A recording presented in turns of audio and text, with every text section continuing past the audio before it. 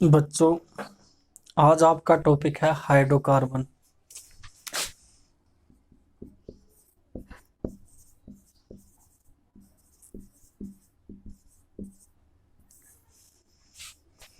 Hydrocarbon जैसे हमने आपको पहले भी बताया, कॉम्बिनेशन होता है कार्बन प्लस हाइड्रोजन का। ठीक। और इसे क्लासिफाई किया जा सैचुरेटेड और अनसैचुरेटेड हाइड्रोकार्बन में।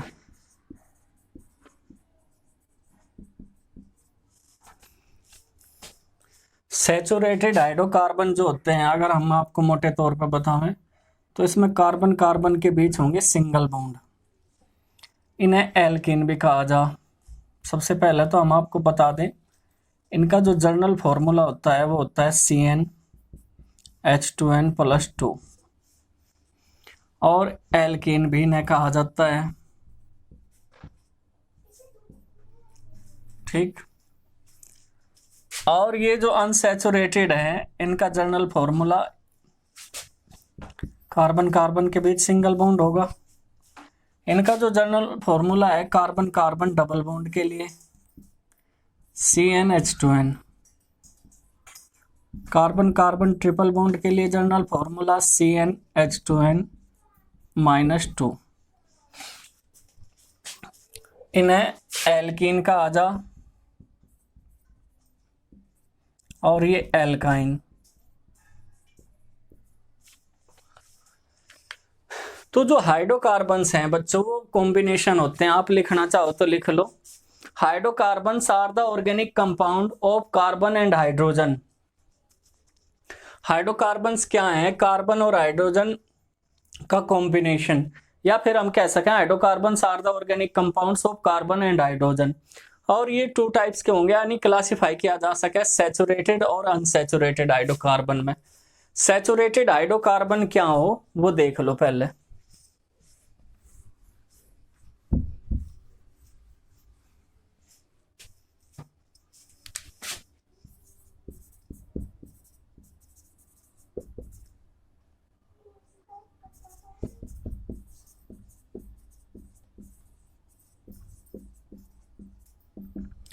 सैचुरेटेड हाइड्रोकार्बन्स में कार्बन कार्बन के बीच होंगी सिंगल बॉन्डिंग। आप डिफाइन कैसे करोगे?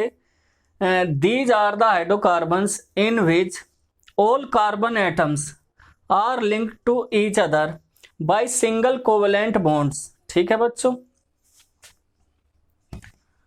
Bye single covalent bond. तो ये जो है इन्हें एल्केन भी कहा जाता है। सबसे पहली बात तो ये। सेकंड, इसमें जो जर्नल फॉर्मूला होगा CnH2n, अभी बताया भी था, +2। और इनके बीच सिंगल बॉन्ड प्रेजेंट होगा, सिर्फ कार्बन कार्बन के बीच सिंगल कोवेलेंट बॉन्ड। तो इनमें कार्बन और कार्बन के बीच ओनली क्या प्रेजेंट होता है? सिंगल बॉन्ड होता है। ठीक है, सभी बच्चे ध्यान रखेंगे। इनकी जो रिएक्टिविटी होती है, मैं आपको बताऊं, वो बहुत ही कम होती है, लेस रिएक्टिविटी होती है केमिकल रिएक्शन के प्रति। एल्केन सबसे कम सबसे ज्यादा लेस रिएक्टिव होते हैं, ऐसा बोल सकते हो आप। तो लेस रिएक्टिव होते हैं ये। आप पढ़ोगे, पूरी यूनिट है। नेक्स्ट,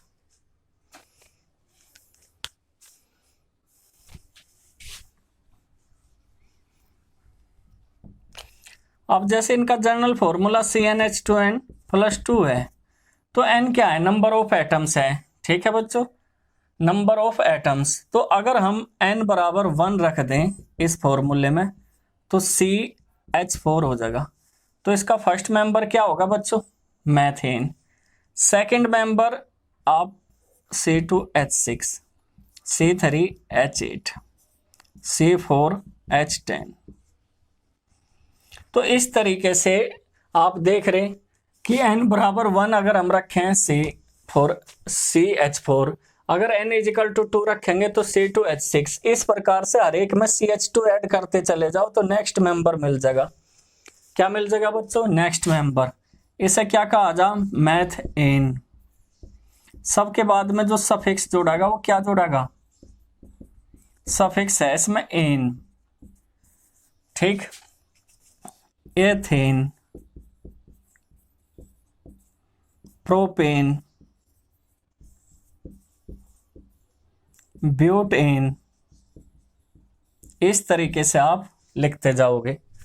ठीक, अब अगर हम क्या लें यहां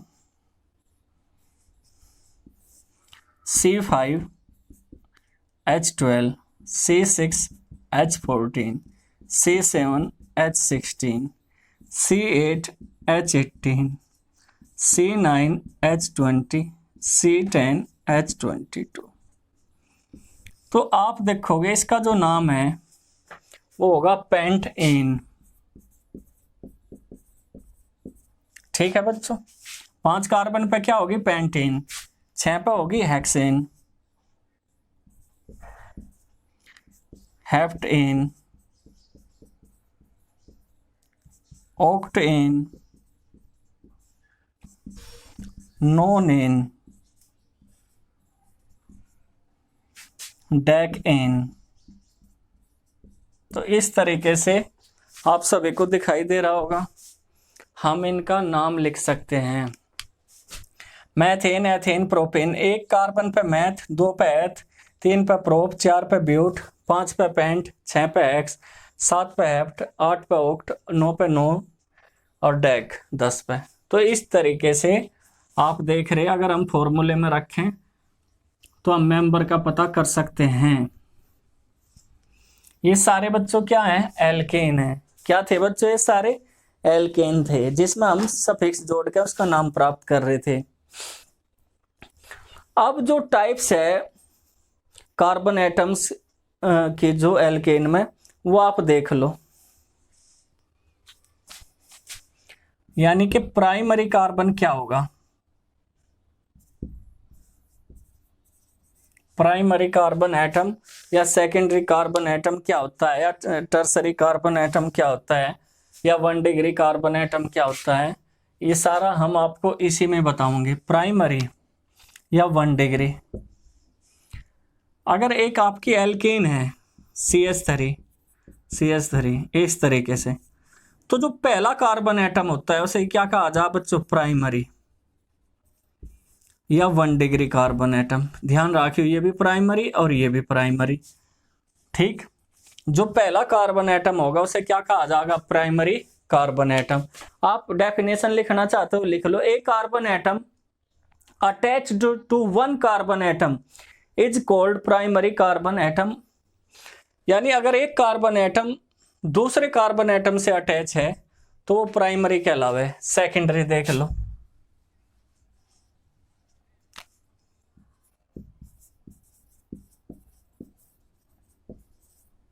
या 2 डिग्री कार्बन एटम। इसमें एक कार्बन एटम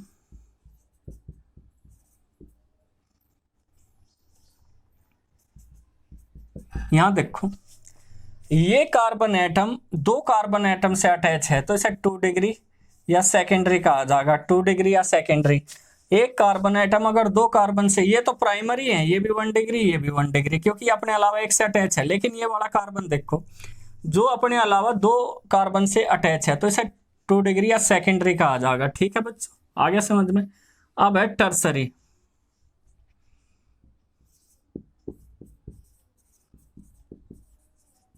या 3 डिग्री।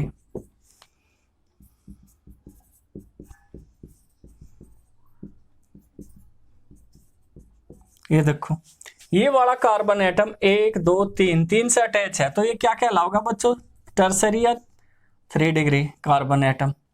लेकिन ये 1 डिग्री है, ये अभी एक से अटैच है, ये भी एक से। ये साइड में तो 1 डिग्री, लेकिन ये 3 डिग्री 3 से अटैच है।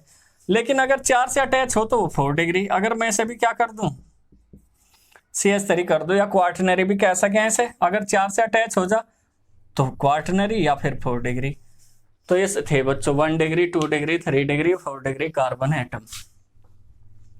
सभी बच्चे नोट करते रहे। अगर एक ही कार्बन एटम से अटैच है तो उसे 1 डिग्री, अगर 2 कार्बन से अटैच है तो उसे 2 डिग्री, अगर 3 कार्बन से अटैच है तो उसे क्या कहा जाएगा बच्चों, 3 डिग्री, अगर 4 से अटैच है तो 4 डिग्री।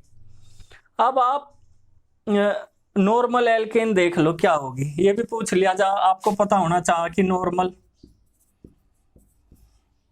या एन से भी एल्केन। अगर स्ट्रेट चेन है विदाउट ब्रांच, जैसे ये देख लो, ये क्या है, 5 कार्बन है तो नॉर्मल पेंटेन। अगर आपको इस तरीके से लिखा मिला है तो ये समझ जाइए स्मॉल एन से कि ये विदाउट ब्रांच है, इसमें जिसमें कोई भी ब्रांच ना हो तो उसे नॉर्मल एल्केन कहा जा। तो ये क्या हो गया, नॉर्मल पेंटेन। अगर मैं यहाँ ये कर दूं, ये हो जाएगा नॉर्मल ब्यूटेन, हो जाएगा नहीं। अगर स्ट्रेट चेन है विदाउट ब्रांचेज तो नॉर्मल कहलाओगी। आइसो एल्केन देख लो अब क्या होती है, आइसो एल्केन। ये सारे पॉइंट आपको लिखने हैं, ध्यान रखने हैं। आइसो, अगर बच्चों C2 कार्बन एटम पे बड़े ध्यान से देखियो, मिथाइल ग्रुप अटैच हो, अगर C2 यानी सेकंड जो पोजीशन पे कार्बन एटम है, ये रहा पहला, दूसरा, तीसरा, अगर मिथाइल ग्रुप इस पर अटैच होता है सेकेंडरी, यानी C2 कार्बन पे मिथाइल ग्रुप है बच्चों। हम एल्काइल ग्रुप आपको नेक्स्ट वीडियो में बताऊंगे, नहीं तो काफी बड़ी हो जाएगी और आप ज्यादा एक साथ पढ़ नहीं पाते। तो इसमें आप देखो मिथाइल ग्रुप सेकंड पोजीशन पर अगर C2 पर अटैच हो तो उसे आइसो कहा जाएगा। क्या कहा जाएगा बच्चों, आइसो। तो हम इसमें लिखेंगे 1 2 3 4 कार्बन है तो इसे आइसोब्यूटेन लिखेंगे। आगे बात समझ में। अगर मैं इसमें एक कार्बन और यहां बढ़ा दूं तो ये हो जाएगा आइसोपेंटेन, क्योंकि सेकेंडरी पोजीशन पे है या नहीं, तो अब इसे क्या कहा जाएगा, आइसोपेंटेन। 5 है ना टोटल कार्बन, आइसोपेंटेन। आ गया समझ में। एक होता है neo alkane, neo alkane. Neo alkane क्या होता है, अगर C2 जो कार्बन एटम है, ध्यान दो, जो C2 कार्बन एटम है उस पर मिथाइल ग्रुप कितने हो बच्चों, मिथाइल ग्रुप हो उस पर 2 मिथाइल ग्रुप उस पर अगर अटैच हो C2 कार्बन पे तो उसे नियो एल्केन कहा जाएगा। कैसे, यहां देख लो, CH3 CH3 CH3 CH3, तो पहला, दूसरा, तीसरा।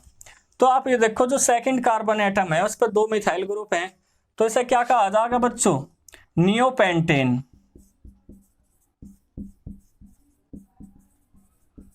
आगे समझ में, तो नियोपेंटेन कहा जाएगा। सेकंड कार्बन पर अगर क्या हो बच्चों, 2 मिथाइल ग्रुप, तो इसका जो सेकंड पार्ट है उसमें हम एल्काइल ग्रुप भी आपको बताओगे और अनसैचुरेटेड हाइड्रोकार्बन भी। ठीक है बच्चों, आज इसका जो फर्स्ट पार्ट है उसमें इतना ही।